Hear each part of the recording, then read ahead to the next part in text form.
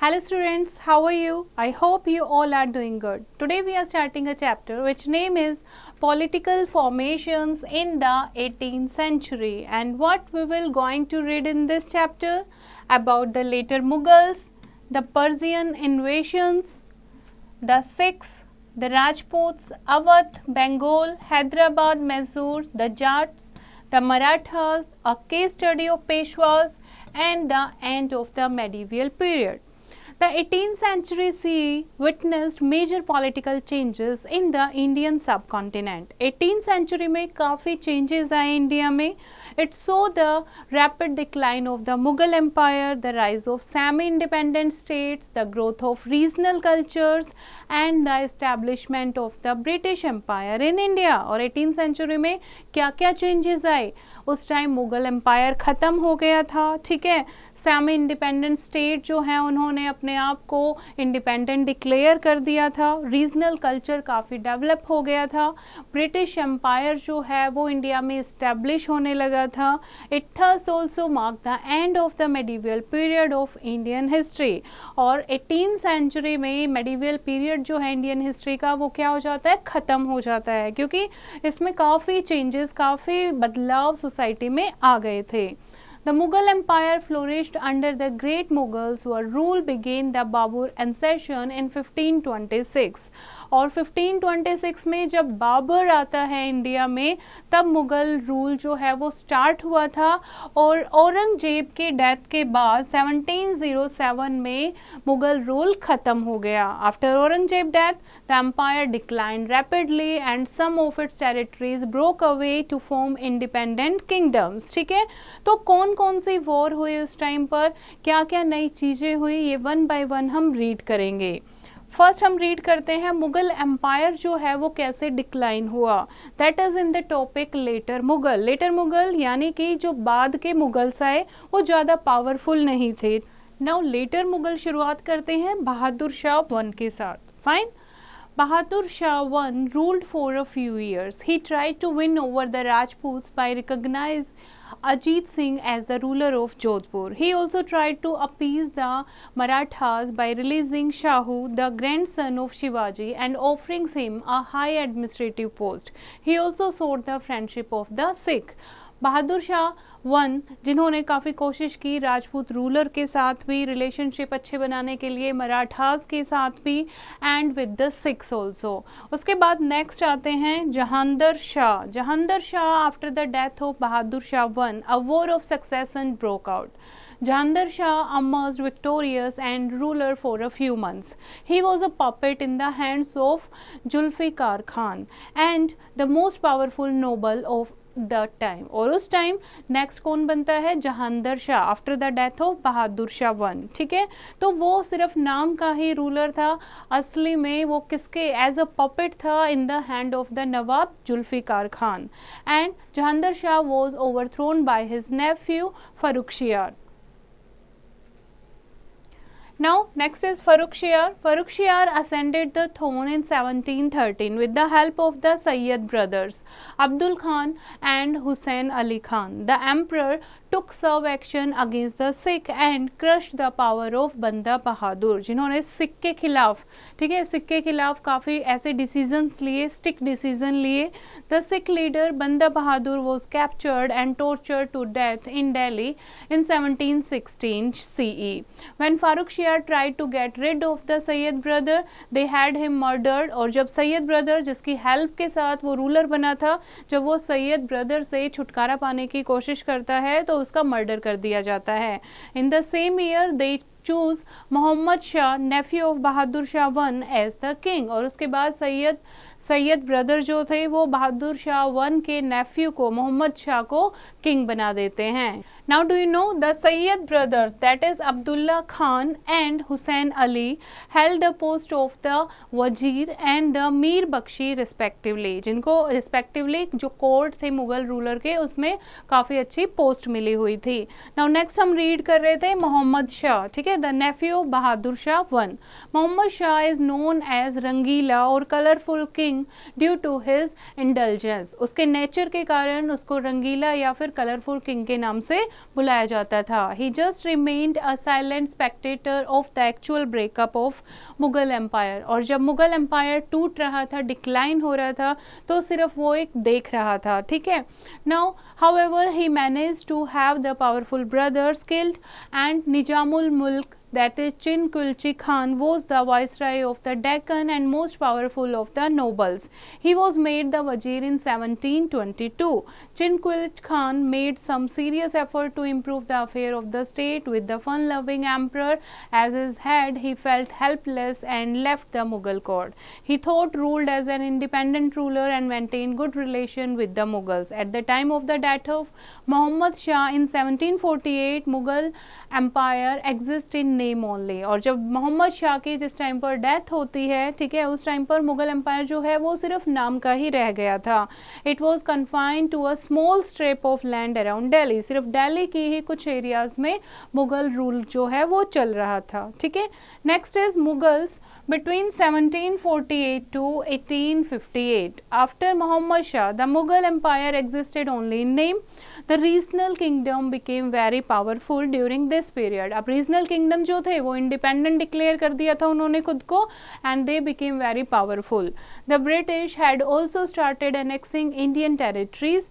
In less than a century, they became the real masters of India. और उसी duration में जो Britishers थे उन्होंने भी Indian territory को नेक्स्ट करना शुरू कर दिया था और कुछ ही टाइम में वो इंडिया पर रियल मास्टर्स बन जाते हैं. The last Mughal emperor was Bahadur Shah Jafar. In 1858, the British removed him from the throne and brought an end to the Mughal Empire. Last Mughal emperor Bahadur Shah Jafar को Britishers जो हैं वो हटा देते हैं throne से और इस तरीके से मुगल एम्पायर जो है वो खत्म हो जाता है. Now next is Persian invasions. In 1739, Nadir Shah, the ruler of Persia, defeated the Mughal army at Karnal. ठीक है. 1739 में नादिर शाह ने मुगल आर्मी को डिफीट किया था. He then proceed to Delhi. उसकी तरफ करनाल को डिफीट करके, ठीक है, करनाल को कॉन्क्यूर करके फिर दिल्ली की तरफ प्रोसीड करता है. The incompetent Mughal emperor offered his entire treasure to the invader. और उस टाइम पर जो मुगल एम्परर थे वो बिल्कुल भी काबिल नहीं थे. ठीक है. वो अपना सारा खजाना जो है वो इन्वेडर को ऑफर कर देते हैं कि वो उन पर इन्वेड ना करे, अटैक ना करे. Nadir Shah occupation of Delhi resulted into a slaughter of thousands of innocent people of Delhi, and Nadir Shah returned home laden with immense treasure including the famous peacock throne and the Kohinoor diamond. और जब नादिर शाह ने invade किया था दिल्ली को, बहुत सारे लोग जो हैं, थाउजेंड ऑफ इनोसेंट पीपल जो हैं उसके शिकार हो जाते हैं. और जब नादिर शाह वापस अपने ईरान जाता है, ठीक है, पर्जिया जब वापस जाता है तो अपने साथ बहुत सारा शाही खजाना, even the famous peacock throne and the Kohinoor diamond अपने साथ ले जाता है. Nadir शाह's invasion had exposed the weakness of the Mughal. और नादिर शाह ने जैसे कि हमला किया और वो सक्सेसफुल हुआ, इससे पता लगता है कि मुगल जो हैं उस टाइम पर कितने वीक थे. It encouraged Ahmad Shah Abdali to invade India. अब अहमद शाह अब्दाली जो था एक नेक्स्ट रूलर ऑफ ईरान, ठीक है, उसको एनकरेजमेंट मिलती है कि वो इंडिया को इन्वेड कर सकता है. Ahmad Shah was the ruler of Afghanistan. In 1757, he advanced into the India as far as Delhi. In 1759, he finally conquered the Punjab. The Mughals were forced to seek the help of Marathas against Ahmad Shah. और जब अहमद शाह अब्दाली जब attack करता है तो Mughals को मराठास की help लेनी पड़ती है. Therefore, a battle between Ahmad Shah Abdali and the Marathas was inevitable. और एक वॉर शुरू होती है, बैटल शुरू होती है अहमद शाह अब्दाली और मराठास के बीच में. अहमद शाह जो है वो मराठास आर्मी को हरा देता है at the third battle of Panipat in 1761. This defeat not only checked the power of the Marathas, it also hastened the decline of the Mughal Empire. तो यहाँ पर मराठा पावर वो देखकर, ठीक है, मराठा पावर जो थी वो भी चेक की जाती है. ठीक है. अब बाहर के जो लोग थे उनको ये भी पता लग जाता है कि मराठास कितने पावरफुल हैं.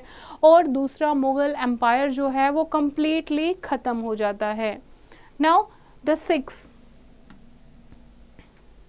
Aurangzeb's religious policy caused discontent among the Sikhs also. Guru Tegh Bahadur was beheaded. Aurangzeb की जो पॉलिसी थी, ठीक है, रिलीजियस पॉलिसी तो थी, वो सिख के बीच में काफ़ी डिसकंटेंट आ गया था. सिख जो हैं वो बिल्कुल भी खुश नहीं थे औरंगजेब से. गुरु तेग बहादुर का सिर काट दिया जाता है. The Mughals attack the fort of Anandpur in 1705. Guru Gobind Singh fort heroically, जहाँ पर गुरु गोबिंद सिंह जो थे वो हीरो की तरह लड़ाई करते हैं, फाइट करते हैं मुगल्स के against. His two sons Zorawar Singh and Fateh Singh were bricked up alive when they refused to embrace Islam. और जब उनको फोर्सफुली, उनके जो 2 बच्चे थे उनको इस्लाम कबूल करने के लिए कहा जाता है, वो मना कर देते हैं, तो उनको जिंदा जो था वो मिट्टी में, वो ईंटों में बंद कर दिया जाता है, ठीक है, ब्रिक्ड अप किया जाता है. Guru Gobind Singh was stabbed by 2 young Pathans in Maharashtra. The Guru left his mortal world on 7 October 1708. The Guru's valour encourage the Sikh to continue their struggle against the Mughal. और गुरु गोबिंद सिंह की जो बहादुरी थी वो बाकी जो सिख थे, उनकी डेथ के बाद उनके जो बाकी सिख थे वो उनको इंस्पायर करते हैं, ठीक है, इंस्पिरेशन देते हैं कि वो मुगल के खिलाफ जो है स्ट्रगल को जारी रखें. Eventually they were able to set up some 12 small chiefdoms, that is misls, each led by an army chief. Their territories in the late 18th century expanded from Jamuna to Rawalpindi. Ranjit Singh, the chief of one of the misls, showed great qualities of military leadership and administrative skills. He united these chiefdoms into a powerful kingdom. इस तरीके से Sikhism religion जो था वो शुरू होता है महाराजा रंजीत सिंह के साथ, जिन्होंने एक एफिशिएंट सिस्टम ऑफ एडमिनिस्ट्रेशन की शुरुआत की थी. नाउ नेक्स्ट है Rajputs. The Rajputs. Emperor Akbar had won the loyalty and support of the Rajputs. ठीक है, एम्परर जो अकबर था उसने काफ़ी लॉयल्टी जो थी और सपोर्ट जो था राजपूत से ले लिया था. And but in the time of Aurangzeb they had risen in revolt against him when he tried to interfere in the internal affair of the states. After the death of Aurangzeb they tried to free themselves from the control of Mughal emperor.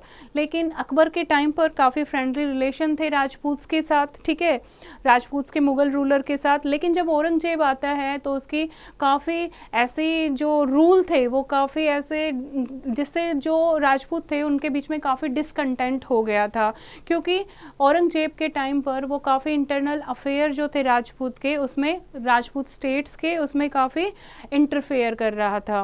Aurangzeb की death के बाद राजपूत्स जो थे वो अपने आप को independent kingdom declare कर देते हैं. But there was no unity among them. लेकिन उनमें आपस में कोई यूनिटी नहीं थी. The most important Rajput rulers was Sawai Raja Jaisingh of Amber. He built the town with pink stones and hence was called the Pink City.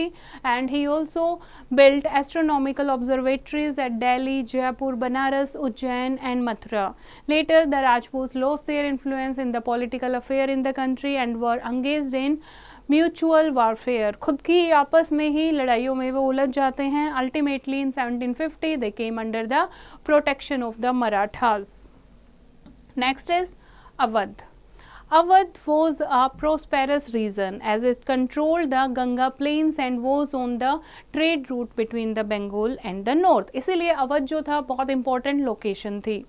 बुरहानुल मुल्क Sadat Khan was appointed as the governor of Awadh by the Mughal emperor. Later, he founded the autonomous state of Awadh. Sadat Khan exercised political, military and financial powers himself. Now, do you know Lucknow is renowned for the culture and etiquettes which is referred to as Ganga Jamuna Tehzeeb. It is a fusion of the best of Hindu and Muslim culture. Next is Bengal. Murshid Quli Khan was appointed governor of Bengal in 1717. Taking advantage of the growing weakness of the central authority of the emperor, he soon freed himself from central control. मुर्शिद कुली खान, जिसको governor of Bengal appoint किया गया था, जब वो देखता है Mughal empire जो है वो डिक्लाइन होने लगे हैं तो खुद को इंडिपेंडेंट किंग जो है वो डिक्लेयर कर देता है. He reduce the influence of the Mughals in Bengal and reorganise the revenues of the state. और इस तरीके से मुगल का जो इन्फ्लुएंस था, इंटरफेयर था, वो ख़त्म कर देता है बंगाल से और रेवेन्यू सिस्टम को फिर से ऑर्गेनाइज करता है. After the death of the मुर्शिद Quli Khan in 1727, his son-in-law Shajuddin ruled Bengal till 1739. In that year, another exceptional ruler, Ali Wardi Khan, made himself the Nawab. और उसी टाइम पर जब उसका सन-in-law रूल कर रहा था शाजुद्दीन, ठीक है, उस टाइम पर एक नवाब जो था वहाँ का, अली वर्दी खान, वो खुद को रूलर डिक्लेयर कर देता है. अली वर्दी Khan did not allow the English and the French to fortify their factories in Kolkata and Chander नगर, जो कि ब्रिटिशर्स के खिलाफ था. उन्हें अपनी फैक्ट्रीज को फोर्टिफाइड नहीं करने दिया था. Now next is Hyderabad.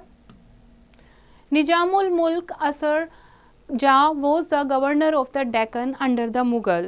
As the Mughal power crumbled, he moved back to the Deccan and founded the state of Hyderabad in 1724.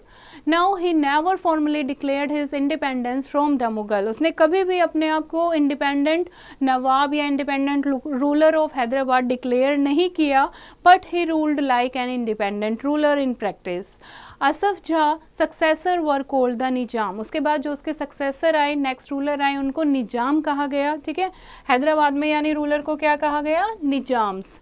And the Nizams of Hyderabad set up an efficient administration and try to bring the powerful zamindars under their control. और जो हैदराबाद के powerful जमींदार थे उनको अपने control में लेकर आए. They also try to cross into the Deccan, और डेक्कन में भी काफ़ी टेरिटरीज को कॉन्क्यूर करने की कोशिश की. Next is Mysore. Another important power that emerged in South India during the 18th century was Mysore. Under Hyder Ali, the once weak and divided state of Mysore became one of the leading Indian power in the south. Hyder Ali उस time पर काफ़ी जो थे south में काफ़ी मतलब एक Indian power के रूप में सामने आए थे, एक इंडियन लीडर के रूप में. Hyder Ali rose from a petty officer in the Mysore army to the rank of commander in chief. और वो वहाँ पर क्या थे? मैसूर आर्मी में एक ऑफिसर से लेकर एक कमांडर इन चीफ तक रैंक तक आए अपनी बहादुरी के कारण. इन 1761 he overthrew Nanjaraj and established his authority over the whole of Mysore state. और उसके बाद कुछ टाइम में ही अपने आप को मैसूर का इंडिपेंडेंट रूलर डिक्लेयर कर दिया. Almost from the beginning of the establishment of his power, Hyder Ali was engaged in armed conflict with the Maratha Sardars, the Nizam and the English. Starting से ही वो मराठा सरदार, निजाम और इंग्लिश के साथ कॉन्फ्लिक्ट वॉर में रहते हैं. He also suppress the rebellions जमींदार, और जो पावरफुल जमींदार थे, जो रेबेलियस जमींदार थे, उनको भी सप्रेस किया. हैदर अली वो succeed by his son Tipu Sultan who was a capable general. Hyder Ali के बाद उनका बेटा टीपू सुल्तान जो है वो नेक्स्ट किंग बनता है. ठीक है, जो कि एक कैपेबल रूलर था, कैपेबल जनरल था. He modernised his army and also built a modern navy. The English looked upon him as their most dangerous enemy, जो कि ब्रिटिशर्स के लिए बहुत बड़े दुश्मन की तरह थे. नेक्स्ट है the Jats. The Jats were agriculturists and lived around Delhi, Agra and Mathura. Mostly ये एग्रीकल्चर करते थे. ठीक है, दिल्ली के आसपास, आगरा एंड मथुरा के आसपास रहते थे. They revolted several times during the rule of Aurangzeb. लेकिन इनके आपस में ही जो थी यूनिटी नहीं थी, जिसके कारण ये सामने नहीं आ पाए. After the death of Aurangzeb, the Jats emerged as a strong power under their leader Chudaman, and the Jat state was set up by Chudaman and this nephew बदन सिंह. ठीक है, तो जाट स्टेट जो है ये इन्होंने ही शुरू की थी, यानी by Churaman and his nephew Badan Singh. They made the Jat kingdom very strong.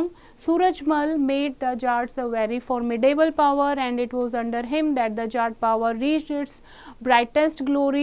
Bharatpur was the capital of his kingdom. He was an extremely able administration soldier and a very wise statesman.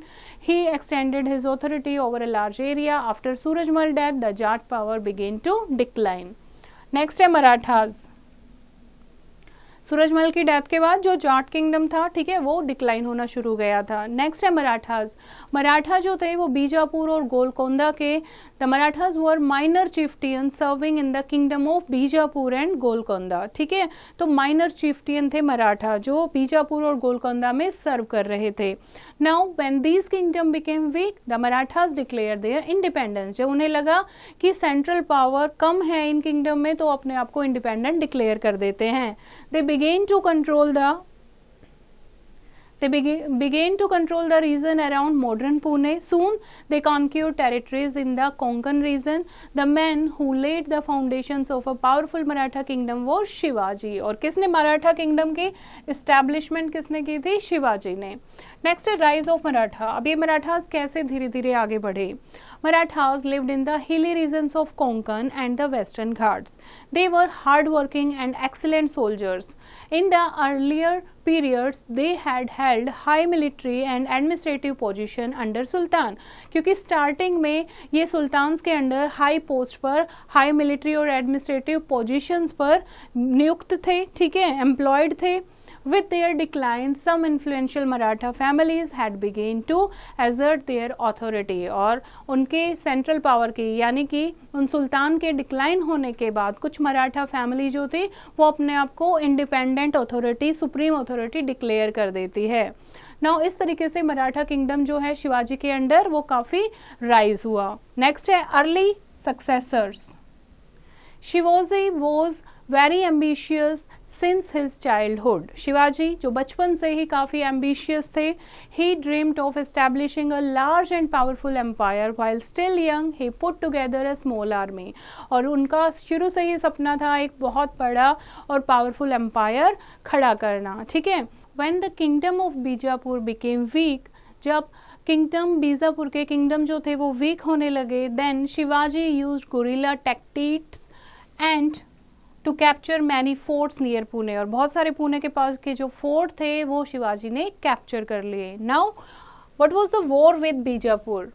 The growing power of Shivaji alarm the king of Bijapur. Shivaji की power जो थी वो काफ़ी grow हो रही थी, जिससे जो बीजापुर के किंग थे वो पहले से ही काफ़ी चिंतित थे, टेंस थे।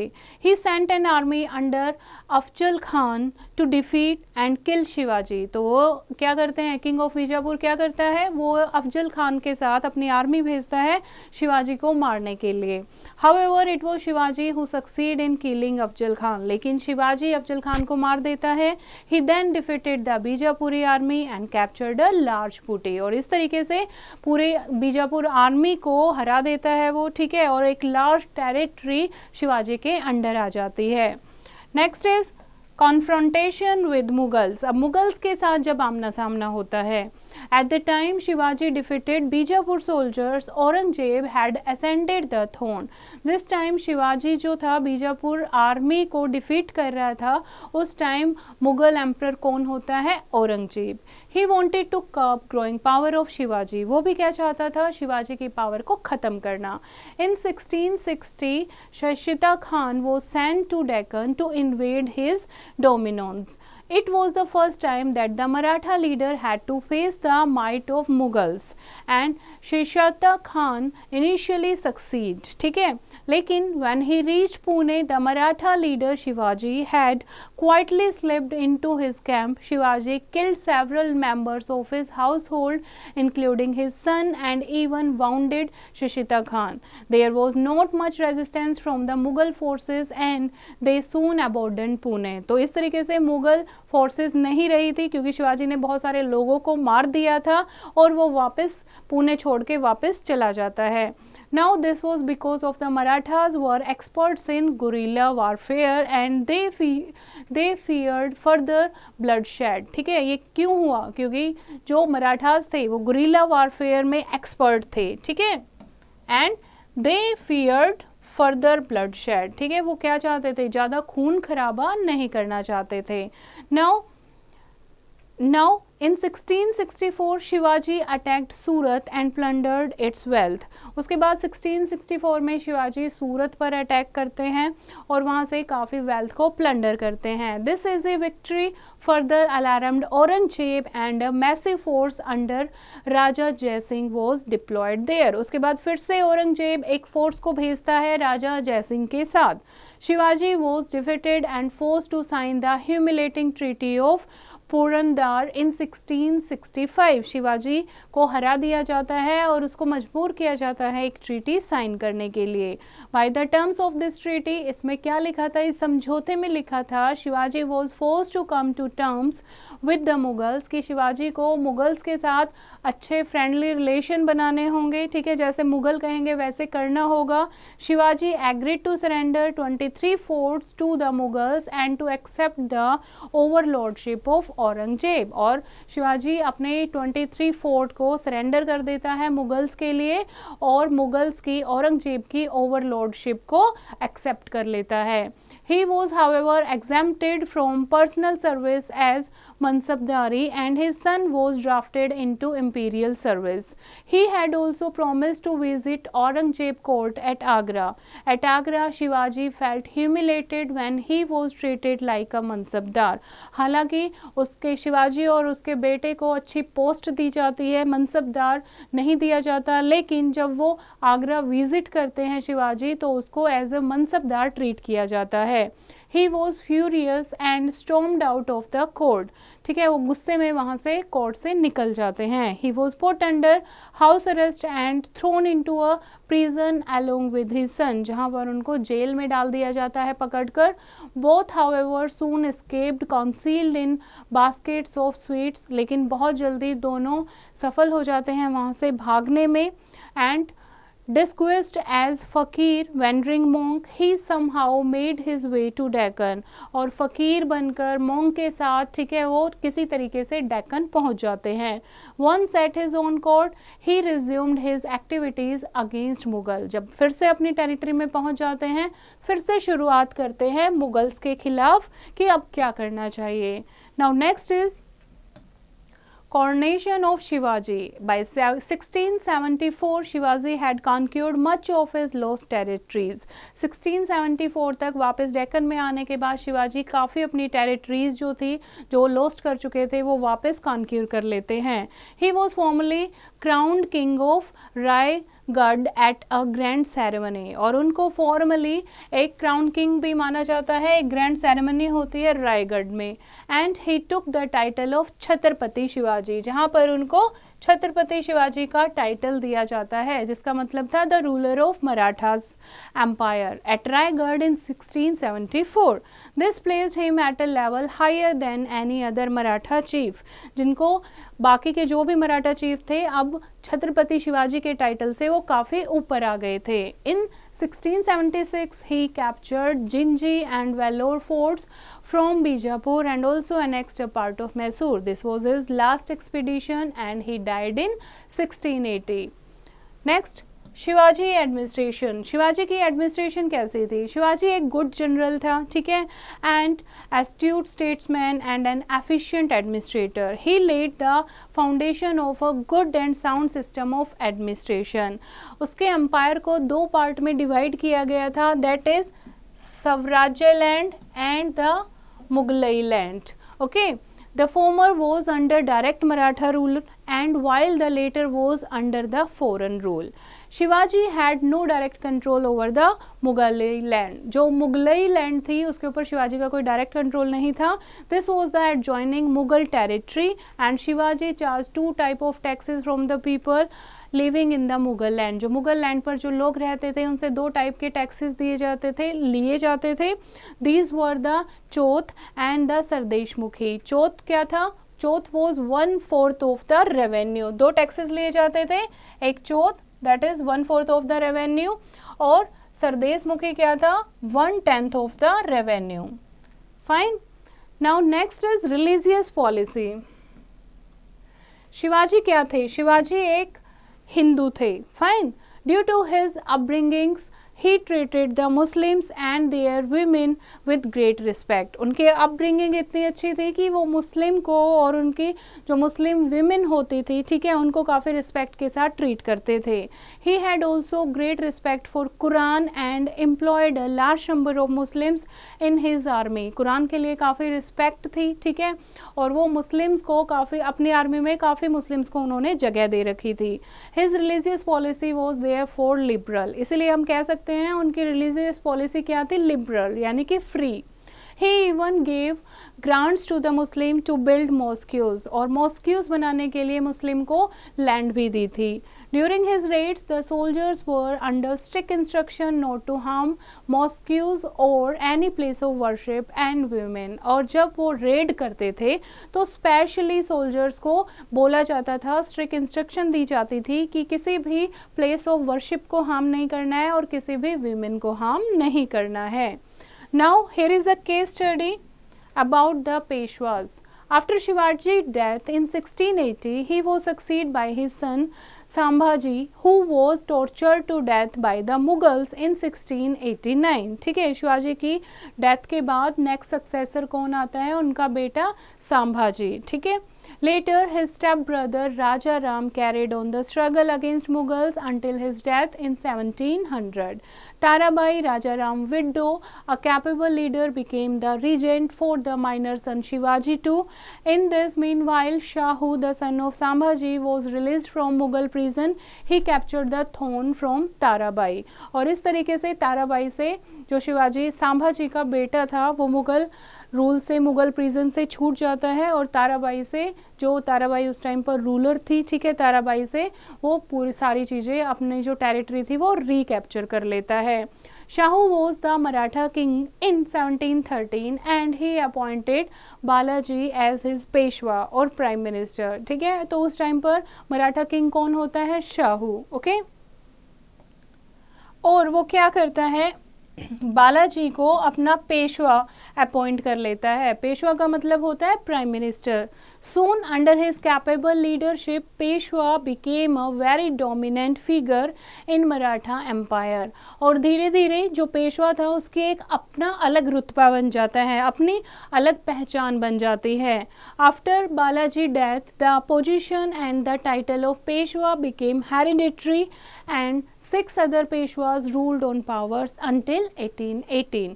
और पेशवा जो है ये एक पोजीशन बन जाती है, बालाजी के डेथ के बाद ये हेरिडिटरी हो जाती है पोजीशन, कि उनके बच्चे फिर उनके बच्चे पेशवा की पोजीशन पर आते जाते हैं until 1818। The Peshwa rule on behalf of Marathas. Peshwa कौन थे, पेशवा यानी कि मराठास के बिहाफ पे, मराठास की लीडरशिप में रूल करते थे। It was during the rule of these Peshwas that Marathas empire saw its greatest extent. और ऐसा देखा भी जाता है हिस्ट्री में कि पेशवाज के साथ काम करके, कि पेशवाज जिस तरीके से काम करते थे, मराठा एम्पायर जो है वो काफ़ी ग्रेट एक्सटेंट मिली थी, यानी काफ़ी ग्रेट हाइट तक पहुंच गया था, काफ़ी टेरिटरी, उनकी एरिया जो था वो काफ़ी इंक्रीज हो गया था। नाउ बालाजी विश्वनाथ जो फर्स्ट पेशवा बने थे, कौन थे वो? A Maratha general Vishwanath had greatly helped Shahu in suppressing his enemy, जिसने शाहू की काफ़ी हेल्प की थी उसके दुश्मन को कुचलने में, सुप्रेस करने में। Shahu appointed Balaji Vishwanath as his prime minister और Peshwa. Shahu gradually withdrew from the day-to-day administration and left all the power of the state in the hands of Balaji Vishwanath. ठीक है, तो सारी अपनी डे टू डे एक्टिविटी, जो भी एडमिनिस्ट्रेशन, आर्मी को चलाने की जो भी पावर थी वो किसको दे देते हैं, पेशवा को। बालाजी जो है वो रियल मास्टर, यानी पेशवा जो था वो रियल मास्टर बन जाता है मराठा एडमिनिस्ट्रेशन का। He made Pune the capital of his kingdom. Shahu himself retired to Satara away from the capital and was now ruler of the state in name only। यानी अब पेशवा जो था वो रियल पावर पेशवा के हाथ में आ गई थी। ठीक है, सतारा जो था वो क्या करता है, अपने आप को रिटायर डिक्लेयर कर देता है और वो सिर्फ नाम का ही रूलर रह गया था। Vishwanath reorganize the Maratha government on sound lines. अब जो पेशवा थे वो अपने तरीके से मराठा गवर्नमेंट को रीऑर्गेनाइज करते हैं। He also assumed his fight against the Mughals. He entered into a treaty with the Sayyid brother who held real power in the Mughal kingdom. ठीक है, अब सैयद ब्रदर के साथ एक ट्रीटी करते हैं. उस ट्रीटी में क्या लिखा था? Shahu was recognized the ruler of all those treaties which once belonged to Shivaji. कि शाहू को हर एक पार्ट का, हर एक प्रोमिनेंट का, यानी हर एक टेरिटरी का किंग डिक्लेयर किया जाए, जहां जो भी टेरिटरी किसकी थी? शिवाजी की थी. ओके. सेकंड, शाहू जो है वो रिस्पॉन्सिबल होगा, ठीक है, उसी को ही has the right to receive chauth and sardeshmukhi जो टैक्स लगाए थे. Now the third is in return वो क्या करेगा? पेशवा क्या करेंगे? रिटर्न. ठीक है. In return Shahu agreed to pay to the Mughal emperor an annual tribute of 10 lakh rupees कि वो annually 10 lakh rupees Mughal emperor को देंगे. He was also required to maintain 15,000 horsemen to help the Mughals in time of need. और 15,000 घुड़सवार, ठीक है, कि army हमेशा रेडी रखेंगे, जब भी मुगल्स को नीड होगी तो वो क्या करेंगे? उसे प्रोवाइड करेंगे, हेल्प करेंगे. The Marathas now devoted their energies in making new conquest in the north. Balaji Vishwanath made the Marathas the most formidable power in India. He also made the position of the Peshwa very strong. Balaji Vishwanath died in 1720. Next is Baji Rao. उसके बाद बालाजी विश्वनाथ की death के बाद Bajirao one जो है वो thorn यानी पेशवा बनते हैं. He led many campaigns against the Mughal, जिन्होंने मुगल्स के खिलाफ काफ़ी कैंपियन शुरू किए. And the Marathas conquered Malwa, southern Gujarat and parts of Bundelkhand. Toward the south of Nizam of Hyderabad was defeated and forced to grant the right to collect taxes from some provinces of the Deccan. Bajirao I also captured Saldete and Basin in form of the Portuguese. Next is Balaji Bajirao. Balaji Bajirao was the next Peshwa. After the death of Shahu in 1749, he became the leader of the Marathas. He shifted the capital from Satara to Pune. ठीक है, सबसे पहले capital को shift किया सतारा से Pune. During his reign, the Maratha armies reached as far as Bihar and Odisha in the east and Delhi and Punjab in the north. The kingdoms of Mysore and Hyderabad were forced to cede territories and pay tribute. Under him, the Maratha power was at its peak. यानी सबसे strong Peshwa कौन रहे? Balaji Bajirao. One. Next is third battle of Panipat. That is इन 1761. ठीक है, अभी हमने पहले पढ़ा था अहमद शाह अब्दाली की जो बैटल थी, that was the third battle of Panipat. Ahmad Shah Abdali marched into India in order to settle accounts with the Marathas. Now the Peshwa dispatched a powerful army to meet the invader and tried in vain to get assistance from the other powers in the north. The two forces met at Panipat on 14 January 1761 and the Maratha army was completely routed. Now यहाँ पर किसके बीच में होती है? Maratha army के बीच में और अहमद शाह अब्दाली जो नेक्स्ट इन्वेडर था, जो इंडिया को इन्वेड करने आया था. पानीपत में ये फाइट होती है. The defeat broke the back of the Maratha power in India. और यहाँ पर मराठा बिल्कुल खत्म हो जाते हैं, हार जाते हैं. यहाँ से मराठा पावर जो थी, ठीक है, वो एक तरीके से डिक्लाइन हो जाती है, खत्म हो जाती है. Their defeat also gave an opportunity to the English East India Company to consolidate its power in Bengal and in South India. और इससे ब्रिटिशर्स को पता लगता है कि अब मराठा अगर हार गए हैं तो अब उन्हें मौका मिलता है इंग्लिश ईस्ट इंडिया कंपनी को अपनी टेरिटरी इंक्रीज करने के लिए बंगाल और साउथ इंडिया में. The unity of the Maratha power also broke up. अब यहाँ पर यूनिटी यानी मराठा पावर के बीच में कोई यूनिटी नहीं रही थी. बहुत बड़े बड़े जो मराठा सरदार थे उन्होंने अपनी स्टेट को सेमी इंडिपेंडेंट स्टेट डिक्लेयर कर दिया था और मोस्टली जो मराठा थे वो आपस में ही लड़ते रहते थे. The Marathas did not make any effort to win over the loyalty of the people whom they conquered. जिनको उन्होंने जीता था, उस टेरिटरी के लोगों की कभी भी उन्होंने उन लोगों का दिल जीतने की कोशिश नहीं की. They did not introduce reforms for the welfare of the people. ना ही कुछ ऐसे अच्छे काम किए लोगों की वेलफेयर के लिए. Their system of revenue collection was also of exploitative nature. और जो उनका रेवेन्यू सिस्टम था वो भी काफ़ी एक्सप्लॉइटिव था. Besides, they always consider their methods of guerrilla warfare more suitable even on the plains. Thus, the Maratha dream of controlling the Mughal Empire and establishing their own empire over large parts of the country could not be realized. और इस तरीके से जो मुगल की एक कोशिश थी कि वो पूरे इंडिया पर कैप्चर करेंगे, ठीक है, वो सफल नहीं हुई. Now the end of the medieval period, जब ब्रिटिशर्स आ जाते हैं, मुगल सल्तनत खत्म हो जाती है, मुगल रूल जो था, मुगल एम्पायर था, वो खत्म हो जाता है, ठीक है. मराठा जो थे वो हार जाते हैं, वो खत्म हो जाते हैं. इसका फ़ायदा कौन उठाता है? इसका फ़ायदा उठाते हैं ईस्ट इंडिया कंपनी, ठीक है. तो वो अपना क्या लेके आते हैं? वो पावर में आ जाते हैं. The British had started gaining power steadily and by 1800 CE would establish themselves as the new ruler of India. With the decline of Mughal power in India, the medieval period of Indian history comes to an end, and next year we will study the modern period of Indian history. और यहाँ पर जब British rule enter करता है, मुगल और Maratha rule जो है वो डिक्लाइन हो जाता है, तो इस पीरियड को क्या कहा गया है? The end of the medieval period. Okay, now let's recall the chapter. The Mughal Empire declined during the reign of the later Mughals. Some of the later Mughals were Bahadur Shah I and Jahandar Shah, the Farrukhsiyar, Muhammad Shah, and the last Mughal emperor Bahadur Shah Jafar. The British officially took over powers in 1858. New independent powers rose on the rulers of the Mughal Empire. Some of these kingdoms were Punjab, Rajputana, Awadh, Bengal, Hyderabad, and Mysore. Next is, under Guru Gobind Singh, the Sikhs organized themselves into a political and military force. Ranjit Singh established a Sikh kingdom in Punjab. Next is, the Marathas emerged as a powerful force in the second battle of the 17th century. Shivaji was a powerful leader. He captured numerous territories and challenged the authority of Aurangzeb. He was also a capable administrator. He reformed the revenue and military administration. After the Mughals, the Marathas failed to establish an all-India empire. They were defeated at Panipat on 14th January 1761 by Ahmad Shah Abdali.